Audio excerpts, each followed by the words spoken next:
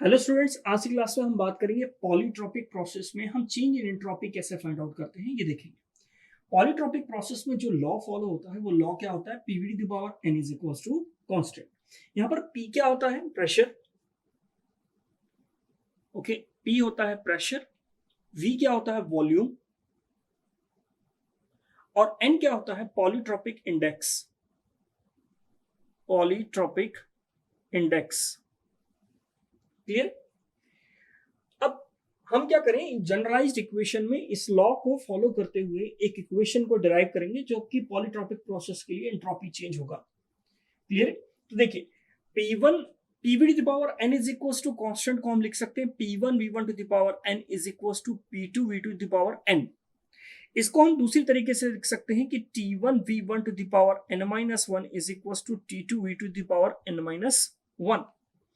Okay, तो अब हम क्या करें कि वॉल्यूम को हटा दें और वॉल्यूम को हटाकर हम टेम्परेचर के फॉर्म में इसको लिख सकते हैं T1 by T2 is equal to T1 by T2 is equal to V2 by V1 to the power n-1।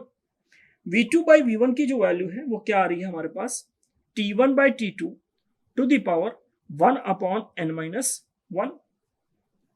इसको हम रखते हैं यहां पर mCV ln T2 by T1 plus mR ln V2 by V1 की वैल्यू हम क्या रख सकते हैं, T1 by T2 to the power 1 upon n-1। Okay, इसको आप फर्दर सॉल्व करते हैं, mCV ln T2 by T1 log m to the power n में n आगे आ जाता है, इसको हम लिख सकते हैं mR divided by n-1 ln T1 by T2।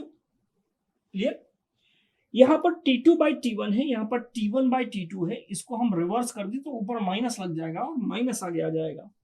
Okay, तो इसको हम लिख सकते हैं mCV ln T2 by T1 minus mR divided by n-1 ln T2 by T1। अब देखिए ln T2 बाई T1 और ln T2 बाई T1 क्या कर सकते हैं, इसको कॉमन निकाल सकते हैं, और m भी हम क्या कर सकते हैं, कॉमन निकाल सकते हैं। तो यहाँ पर कॉमन निकाल लीजिए, m कॉमन निकाल लीजिए आप ln T2 बाई T1, अंदर क्या क्या बचेगा, CV minus R divided by n-1। Clear. R की अगर हम बात करें तो R जो है वो क्या होता है, R होता है CP minus CV। Okay, CP by CV को हम क्या बोलते हैं, गामा, और CP की वैल्यू हम क्या रख सकते हैं, गामा CV। आप किसी को भी हटा सकते हैं, CV की टर्म्स में कैलकुलेट कर सकते हैं, CP की टर्म्स में कैलकुलेट कर सकते हैं।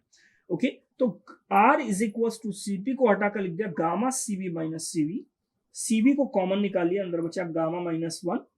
तो CV की जो वैल्यू आ रही है R अपॉन गामा माइनस 1। तो CV की value R upon gamma minus 1 रख सकते हैं यहाँ पर। ओके, तो CV की वैल्यू हम रख रहे हैं m ln T2 by T1, CV की value R upon gamma minus 1 minus R upon n-1। आगे सॉल्व करते हैं, यहां पर R तो कॉमन आ जाएगा और नीचे LCM हो जाएगा।